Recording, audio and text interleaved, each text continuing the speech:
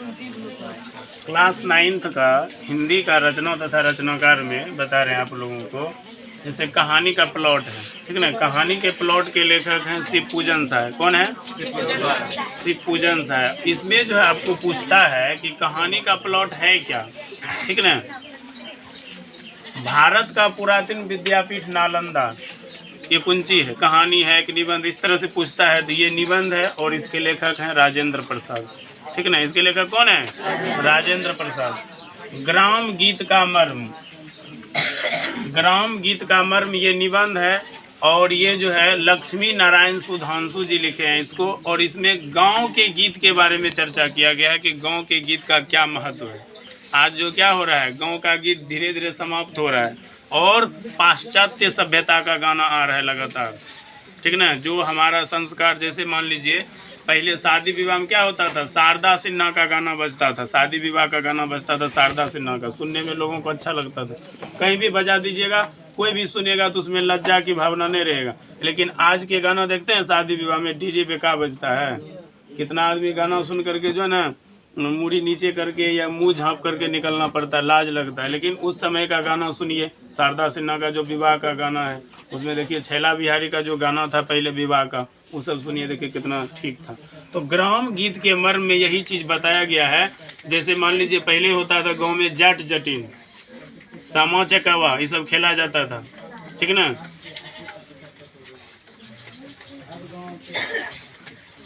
लाल पान की बेगम, ये भी जो है कहानी है, बहुत अच्छी कहानी है। फणीश्वर नाथ रेणु इसके लेखक है। लाल पान की बेगम क्या लिखा है? फणीश्वर नाथ रेणु। और इसको जब पढ़िएगा तो बहुत अच्छा लगेगा। इसमें क्या हुआ, नाच देखने का है, ठीक ना। इसमें जो है नाच देखने की कहानी। लाल पान की बेगम क्यों नाम रखा गया? क्योंकि उसका गुस्सा से मुंह लाल हो जाता था, ठीक ना। कोई चीज़ कहता था, अगर वो नहीं लाता था तो उसका जो है गुस्सा से मुंह क्या हो जाता था, लाल हो जाता, जिसके कारण उसका नाम क्या रख दिया, लाल पान की बेगम रख दिया। भारतीय चित्रपट मुख से सवाक फिल्मों तक निबंध है, ये भी क्या है, निबंध। और इसके लेखक है अमृत लाल नागर। इसमें देखिए मूक मतलब क्या होता है, बधिर। पहले जो फिल्म चला था सिर्फ लोग फोटो देखता था, आवाज नहीं था पहले के फिल्म में। बाद में कुंची हुआ, फिल्म में आवाज भी आया। अब जो फिल्म देखते तो आवाज रहता है ना, बिना आवाज का फिल्म देखिएगा तो बोलेगा ओ ये कुंची देखे, पते नहीं चले की बोले इसने बोले, लगता है जी। तो इस लेकर के मूक मतलब हुआ बधिर, मतलब जो सिर्फ पिक्चर देखते जाइए, आवाज का कोई ठिकाना नहीं है।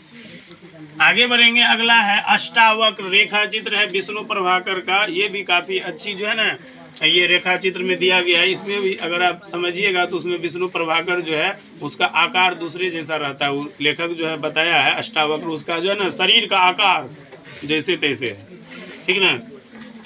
फिर भी उसकी माँ अपने बच्चे के लिए भरपूर सेवा करते रहता है उसको। जैसे मान लीजिए, जानते भी हैं गाँव घर में कहावत है, कैसनो है तो बच्चे न है जी, है ना। इस लेकर के सबसे ज्यादा बच्चे को जो है ना माँ ध्यान रखते हैं। टॉल्स्टॉय के घर में, ये जो है राम कुमार लेखक हैं। इसके पधारो महारे देश, ये फीचर है, अनुपम मिश्र लिखे हैं। रेल यात्रा, ये व्यंग है और इसके लेखक हैं शरद जोशी। इसमें थोड़ा सा जान लीजिए, अभी भी जो है भारत का रेल यात्रा जो है वैसने है। अभी देखिएगा खास करके बिहार में जब पर्व त्यौहार होता है या कोई एग्जाम होता है देश में, तो देखिएगा एक एक डिब्बा में ठूस ठूस के कोचल रहता है। लेटरिन रूम में भी बैठल रहता है लोग। अगर किसी को लग जाए, पेशाब लग जाए या लेटरिन लग जाए तो देखिए वहाँ क्या होता है, पूरा कोचम कोच रहता है और खिड़की तोड़ करके अंदर फेंकता है बेग। दिल्ली सब में देखिएगा बड़े बड़े स्टेशन का बुरा हाल है। और छठ पर्व में तो बिहारी को आने में, जो बिहार के लोग वहाँ से यहाँ पर्व मनाने के लिए आते हैं, क्योंकि बिहार एक गरीब राज्य की श्रेणी में आता है और पिछड़ा राज्य की श्रेणी में आता है। उसका कारण भी बताया है ना। यहाँ क्या है, कमाने वाला एगो है और खाने वाला 5 गो 6 गो रहता है। और यहाँ बिहार में फैक्ट्री नहीं है, रोजगार नहीं है, जिसके कारण से लोग यहाँ से दिल्ली जाते हैं, पंजाब जाते हैं, हिमाचल जाते हैं कमाने के लिए।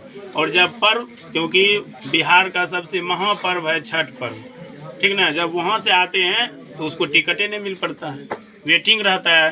केकरा कैसे जनरल, केकरा कैसे रिजर्वेशन को, सब में ठूस ठूस के वहाँ से आता है। कितना का तो मौत भी हो जाता है। तो इसका कारण है क्या, बिहार में नेता लोग सिर्फ जुमलाबाजी करता है। आगे में इलेक्शन है ना, बोलिए दिए ना, उस समय बोले थे लॉलीपॉप देगा खाली, ये कर देंगे भाइयों बहनों, वो कर देंगे, कहीं कुछ नहीं करने वाला है। बिहार तभी आगे बढ़ेगा जब इसको स्पेशल स्टेट का दर्जा देगा, यानी कि बिहार को विशेष राज्य का दर्जा देगा। यहाँ अधिक से अधिक फैक्ट्री लगाया जाएगा, यहाँ के लोगों को रोजगार दिया जाएगा, तब ये बिहार आगे बढ़ेगा, नहीं तो पिछड़ले रहेगा। क्योंकि यहाँ क्या है, वो शिक्षा है, गरीबी है, और क्या होता है, कम उम्र में ही शादी कर दिया, सिर्फ बच्चे ही बच्चे, जनसंख्या, ठीक ना। अब देखिए उसमें जो है शरद जोशी वही दिखाया है, रेल यात्रा जो भारत का ये रेल यात्रा है बहुत अच्छी है। जब भी आपको अगर देह हाथ में दर्द नहीं उठा है तो एक बार यात्रा कर लीजिएगा, दर्द उठ जाएगा देह हाथ में। मतलब खड़े जाना पड़ेगा, सीटें नहीं मिलेगा। हाँ, खाली बोलेगा कि अंदर तो घुस जाने दीजिए, अपने जुगाड़ हो जाएगा। क्या करेगा, गमछा बांध करके लटक जाता है उसमें। किसी न तरह मतलब सफर करना, ये बिहारी का जुगाड़ है, ठीक है ना। और खास करके अभी जो है मान लीजिए बिहार को में रोजगार देना चाहिए, तो माननीय हमारे नीतीश कुमार जी क्या है, उसको सपना है कि भाई बहुत बड़का नेता बनेंगे, तो पूरे देश के लिए वैकेंसी लागू कर दिया है, ठीक है ना। निबंध जगदीश नारायण चौबे जी लिखे हैं। और सूखी नदी का पुल, ये भी कहानी है रामधारी सिंह दिवाकर जी लिखे हैं। और शिक्षा में हेर फेर जो अभी आपको हम पढ़ा रहे थे, ये लिखे हैं रविन्द्रनाथ ठाकुर जी कहिए या टैगोर जी कहिए, ठीक है ना। ये था हिंदी का रचनाकार का परिचय। थैंक्स।